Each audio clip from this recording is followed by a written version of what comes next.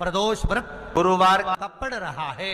प्रदोष काल का दीप, प्रदोष काल की आराधना, प्रदोष काल की साधना और प्रदोष काल में परमात्मा का लिया गया नाम हमारे करोड़ों करोड़ों करोड़ों करोड़ों पुण्य को प्रबल कर देता है और हमारे पाप को छीन। प्रयास करिएगा जीवन में एक बार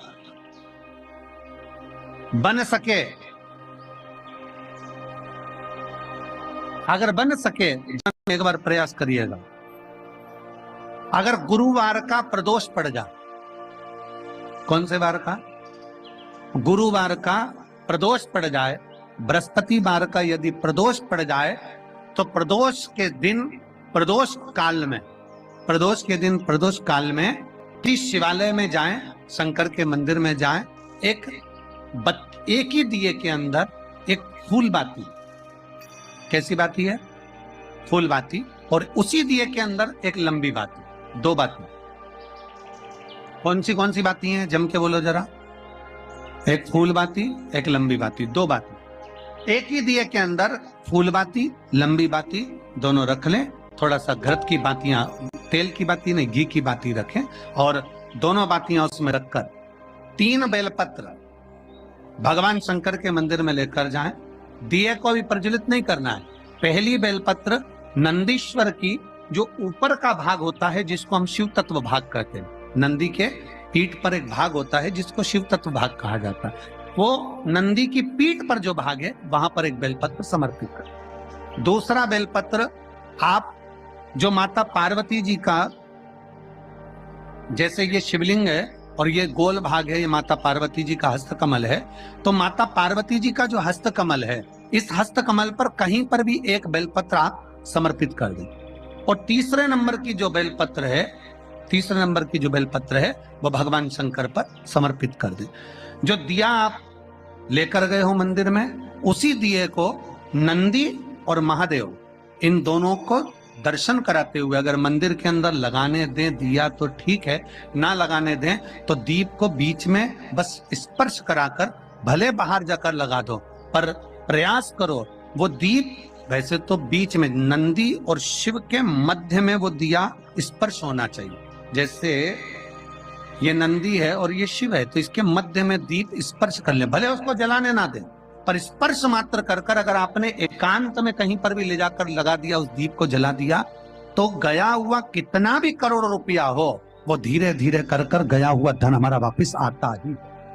कोई खाकर भी बैठ गया तो देगा जरूर, वो धन आएगा जरूर, कैसे भी आएगा, पर अपनी संपदा वापस। कल भी कथा में कहा था कि मंदिर नहीं जा सकते तो उसकी चौखट का दर्शन करो। उसके दरवाजे के द्वारपाल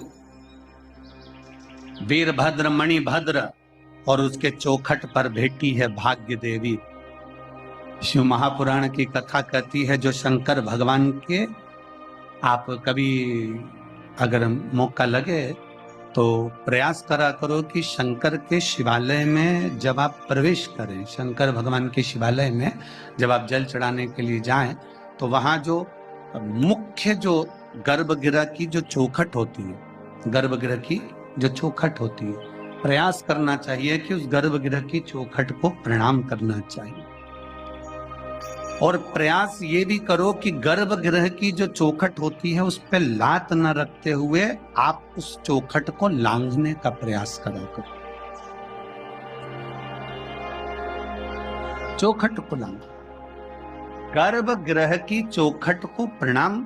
अगर आपने दूर से भी शिखर का दर्शन करा है, आप दूर खड़े हो और आपको बाबा विश्वनाथ का दर्शन नहीं हो रहा है, आप दूर खड़े हो, आपको महाकाल राजा का दर्शन नहीं हो रहा है, आप दूर खड़े हो, आपको ओमकारेश्वर बाबा का दर्शन नहीं हो रहा है, आप दूर खड़े हो, आपको भीमा शंकर बाबा का दर्शन नहीं हो रहा है, आप बहुत दूर खड़े हो और मान लो आपको केदारेश्वर बाबा का दर्शन अंदर नहीं हो रहा है, बहुत लंबी लाइन में खड़े हो, तो बाबा की चौखट का अगर दर्शन कर लेते हो, उस पर ध्यान भी लगा लेते हो, तो भाग्य पलट कर ही रहता, भाग्य पलटता ही है। स्मरण किया होगा कि ये शिव महापुराण में पहले वर्णन करा है कि शंकर जी पे चढ़ा हुआ जल लाकर अपने दरवाजे की चौखट पर छींटो। सुना था कि नहीं सुना था? जम के बोलो जरा। सबने सुना था ना कि अपने दरवाजे की चौखट पर छींटो, अपने दरवाजे के अंतर्गत छींटो। उसका कारण क्या था? उसका केवल एक कारण है कि भगवान शंकर पर चढ़ा हुआ जल अगर थोड़ी सी भी रज लगकर आ गई, भगवान शिव का चढ़ा हुआ जल अगर हमारी चौखट पर, दुकान पर आकर अगर छिटक दिया तो कुबेर का भंडार मेरा महादेव भर ही दे। शंकर भगवान तुझे ना हार देंगे ना अंगूठी देंगे, पर शंकर भगवान तेरी किस्मत पलट देंगे। गुरुवार की प्रदोष पड़ती है तो शिव गंगा के स्थल पर निवास करते हैं। गुरुवार की प्रदोष शत्रुओं का नाश करती है। ऐसी प्रदोषों का नियम वर्णन किया, फिर लिखा शिव महापुराण में, बड़ा सुंदर लिखा वेदव्यास जी ने। मान लो आप प्रदोष का व्रत नहीं कर सकते, आप अगर व्रत नहीं कर सकते तो प्रदोष के दिन, प्रदोष काल में शाम का समय सूर्यास्त का कुछ पल, कुछ घड़ी के पहले से लेकर बाद तक का प्रदोष काल के अंतर्गत आप शंकर जी के मंदिर में जाकर 1 लोटा पानी, 5 बेलपत्र भी अगर समर्पित करते हैं तो संपूर्ण प्रदोष का फल आपके भाग्य में प्रबल हो जाए। शिव महापुराण में शिव कथा कहती है, नंदी का एक पांव जो ऊपर होता है, आप लोग दर्शन करे होंगे शंकर जी के मंदिर में नंदी के, तो नंदी का एक पांव उठा हुआ होता है, एक पांव नीचा की ओर होता है।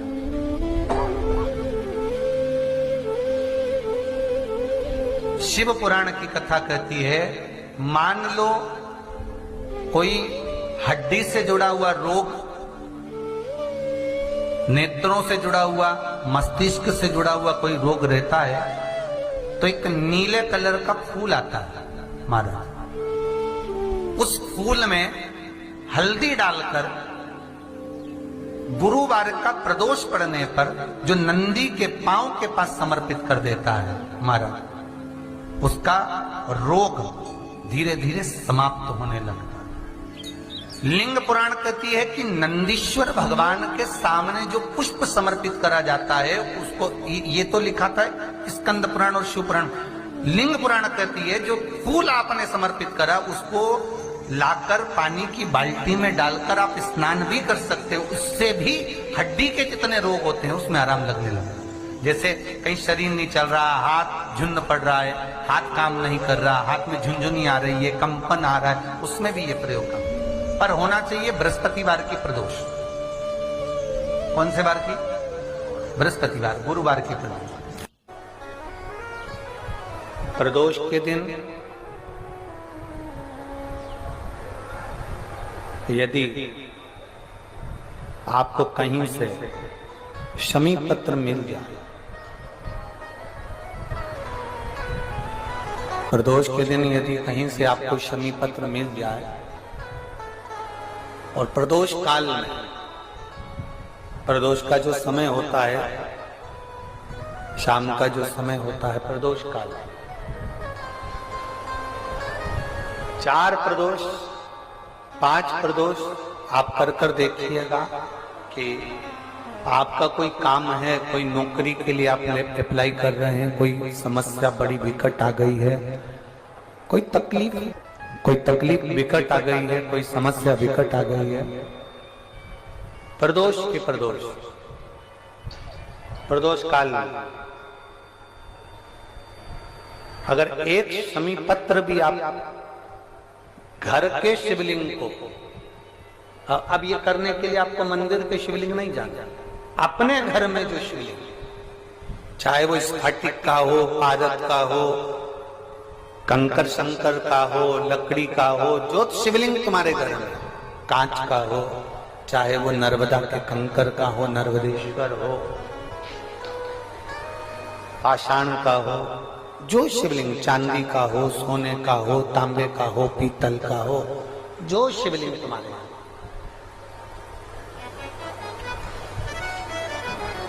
एक शमी पत्र यदि आप भगवान शंकर के शिवलिंग पर समर्पित कर रहे हो और उस शमी पत्र को उठाकर रात्रि को 9:15 की जो एक मुहूर्त होता है, एक समय होता है, जिस समय पर हम अपने मन की बात भगवान शंकर को कहते हैं। पूर्व में भी इसका वर्णन हम कर चुके हैं कथाओं में। उस 9:15 पर वो शमी पत्र को उठाकर एक कागज में, एक कटोरी में उसको रखते थे। 4 या 5 प्रदोष के उस शमी पत्र को अपने पास में रखिए और जिस कार्य के लिए जा रहे हो उसको जेब में ऊपर के भाग में उसको रखकर लेकर जाइए। आपका वो कार्य सफल होकर ही रहेगा, वो रुक नहीं सकता। प्रदोष व्रत करने वाले को भोजन नहीं करना चाहिए, ध्यान दीजिए। फलाहार करो, उसमें भी नमक का सेवन मत करो। प्रदोष व्रत में नमक का सेवन वर्जित होता है।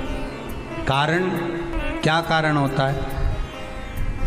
उसका एक कारण माना गया नमक की वर्जितता। जिस समय पर एक नगर में एक ब्राह्मणी रहती थी, बहुत भाव से सुनिएगा, प्रदोष व्रत नमक को त्यागने का भाव।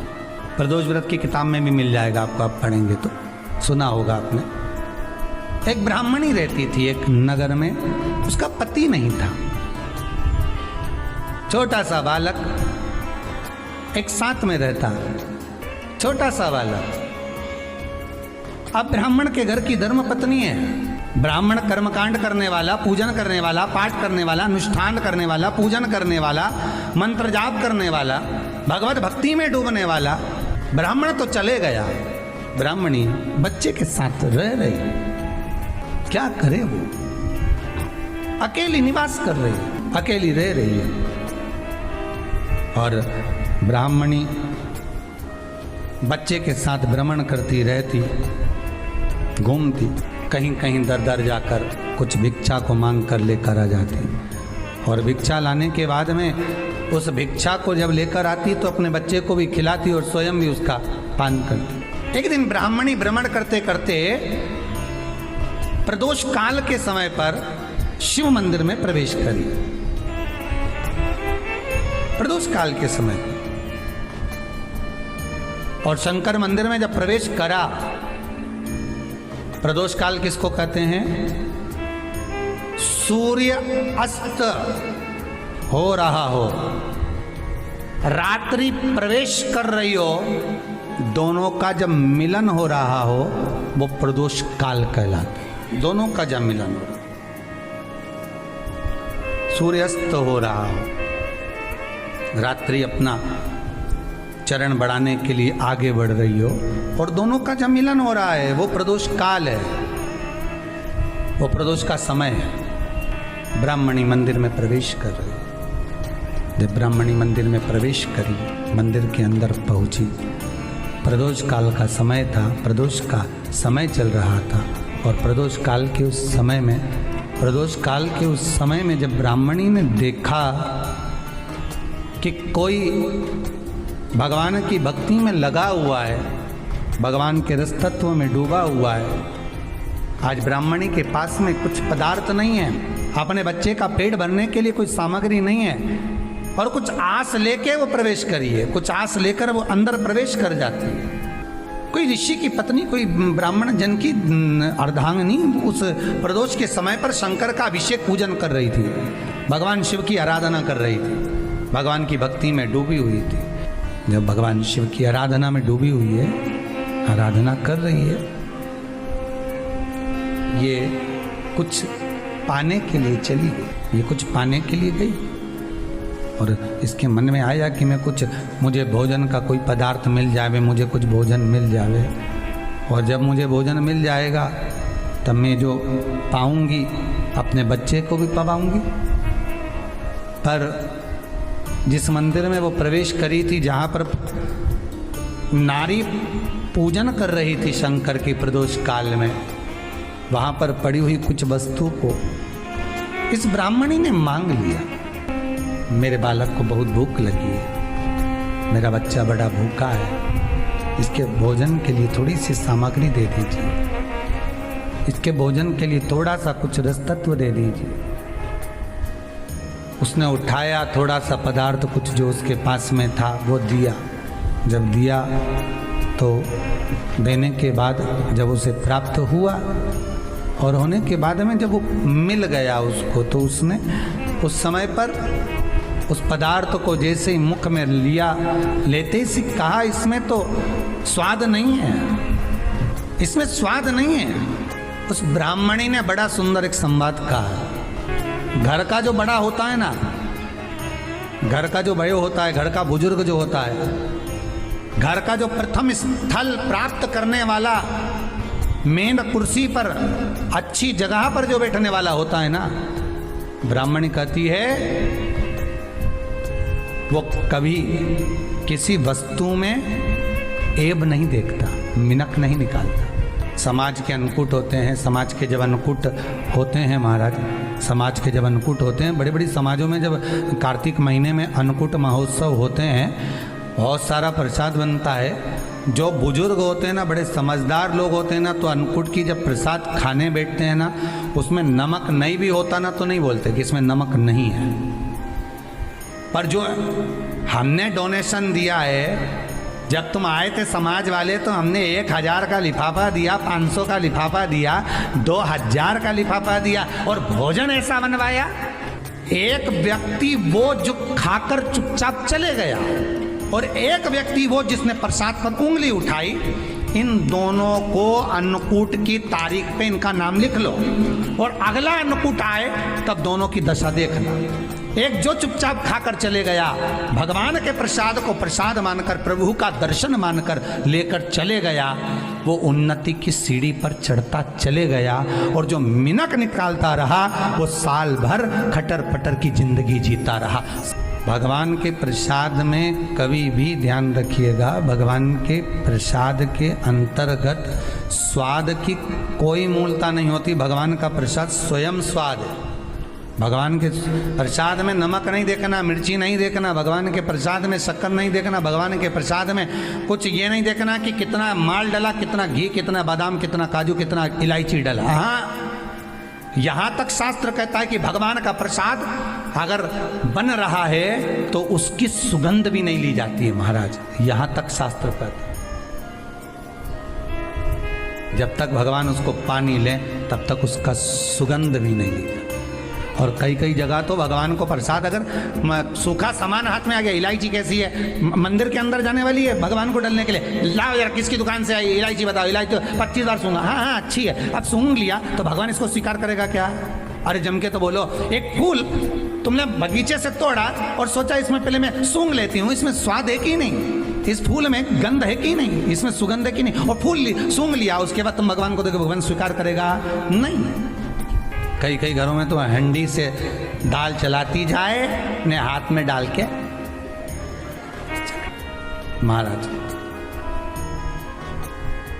ब्राह्मणी ने जैसे मुख में लिया थूक दिया। ये श्रेष्ठ नहीं है। जो ऋषि की पत्नी अंदर पूजन कर रही थी प्रदोष काल में, उसने कह दिया, आपका चेहरा बता रहा है कि आप ब्राह्मण की धर्म पत्नी, पर आज आप दर दर जाकर अगर भिक्षा मांग रही हो, दर दर जाकर अगर भीख मांग रही हो, दर दर जाकर भिक्षा को मांग रही हो, तो इसमें आपके पति का दोष नहीं है, दोष आपका है। क्योंकि आप भगवान के प्रसाद में भी जो स्वाद देखी थी ना, ये आपका एक जन्म का नहीं है, ये ना जाने कितने जन्म का है। ब्राह्मणी के मस्तिष्क में बैठ गया, ब्राह्मणी के उस पुकाना वो बक्कल में नहीं अक्कल में बैठ गया कि ये स्वाद नहीं देखना। इसलिए प्रदोष व्रत के अंतर्गत ब्राह्मणी ने उस दिन से विचार कर लिया कि जैसे आप पूजन कर रही हो, जैसे आप अर्चना कर रही हो, जैसे आप आराधना कर रही हो, ऐसी आराधना, ऐसी पूजन, ऐसी भक्ति मैं भी करूँगी, ऐसी आराधना मैं भी करूँगी। अब मैं स्वाद नहीं देखूंगी। तो प्रदोष व्रत करने वाले को ध्यान रखना चाहिए कि नमक का सेवन ना करे, भोजन ना करे, फलाहार करिए, फल का आहार करिए, प्रयास करिए। और यदि आपने व्रत का ले लिया भोजन का कि हम तो एक टाइम फलाहार करेंगे एक टाइम भोजन करेंगे, ऐसा भी कई लोग प्रदोष ले लेते हैं, तो वो बात आपकी है, आप तक रखो, ठीक है, अपने मन तक। ठीक है, बाबा आपकी मनोकामना पूर्ण करे, वो भी आओ। अरे भगवान को धन्यवाद दो कभी कभी कि तूने अच्छे घर में पैदा किया, अच्छा परिवार दिया, अच्छा पति दिया, अच्छी पत्नी दी, अच्छे बच्चे दिए, अच्छा कुटुंब दिया, घर दिया, दुकान दी, जमीन जायदाद दी, शरीर अच्छा दिया, हाथ पैर आंख नाक मुंह सब बढ़िया दिया, एक के भी निपटा के नहीं भेजा तूने। मान लो एक आध निपटा के भेज देता तो क्या झगड़ा करने ऊपर जाते? एक ही कान देता और एक गायब कर देता तो यहां से चिपका देता, तो क्या कर लेते? हाथ एक देता और एक गायब कर देता तो क्या झगड़ा करने जाते ऊपर कि मुझे ऐसा शरीर दिया? नहीं, भगवान को धन्यवाद देना कि मुझे अच्छे घर में पैदा करा, कटोरा लेके वहां चौराहे पे नहीं बिठाया, तूने अच्छा घर दिया, 2 समय की रोटी दे रहा है, खूब जोरदार शरीर दिया, भजन करने का मुहूर्त दिया, और बचा कुचा था तो ये सीवर वाला महाराज दे दिया, कथा सुनाने वाला। शाम के समय पर प्रदोष काल में बेलपत्री के पेड़ के नीचे, चाहे शंकर के मंदिर के दरवाजे पर या शिव मंदिर में, अगर आप प्रदोष के दिन दिया लगाते हो, सोमवार के दिन दिया लगाते हो, तो ऐसा कोई व्यक्ति नहीं जिसको मेरे देव अधिदेव महादेव मेरा विश्वनाथ भंडार नहीं भरता हो, खाली नहीं छोड़ेगा, दे देगा, भंडार भर देगा, कमी तो नहीं रख सकता, ये पक्का। पर तुम करना ही नहीं चाह, 2-4 सोमवार करो और उसके बाद के तो महाराज जी हमने तो करा था, हमको तो मिला ही नहीं, 2-1 प्रदोष करा तुमने, अरे 1 आध साल करो, सारे दर बदर भी तो अपन ठोकर खा कर आए, इतना साल निकाला अपन ने, और 6 महीना 3 महीना 4 महीना भगवान से निवेदन तो करो, दिल से कहो तो सरी, नी भंडार भरे तो बात दूसरी, एक बार बोलो तो। पर जगत के लोगों के सामने जाकर मत कहना, कहना तो देव अधिदेव महादेव से कहना।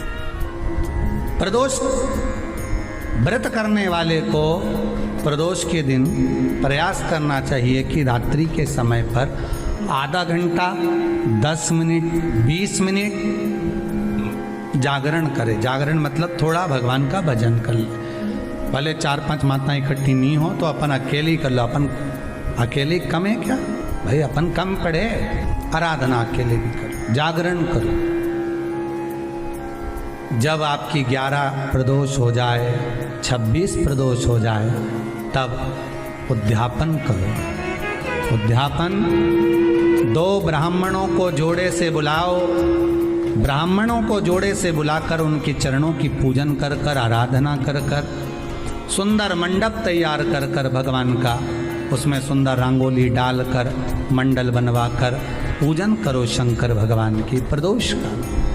एक दिन पहले गणेश की आराधना करो, पूजन करो, और प्रदोष वाले दिन जो मंडल बनाए हैं पूजन अर्चना करने के लिए, जो स्थान दिया है उसकी आराधना करो। खीर की आहुतियाँ दीजिए 108 बार, जो ब्राह्मण आए उनके माध्यम से मंत्रों द्वारा पूजन कराकर खीर की आहुतियाँ दीजिए शिव नाम। महाराज फिर ब्राह्मणों को जोड़े से भोजन कराकर, चरणों को नमन कर कर, दक्षिणा प्रदान कर कर, निवेदन कर कर ब्राह्मणों से कहें, हे ब्राह्मण देवता, आप हमें आशीर्वाद प्रदान करें कि जिस प्रदोष का हमने व्रत किया है उस व्रत का पुण्य फल हमें प्राप्त हो।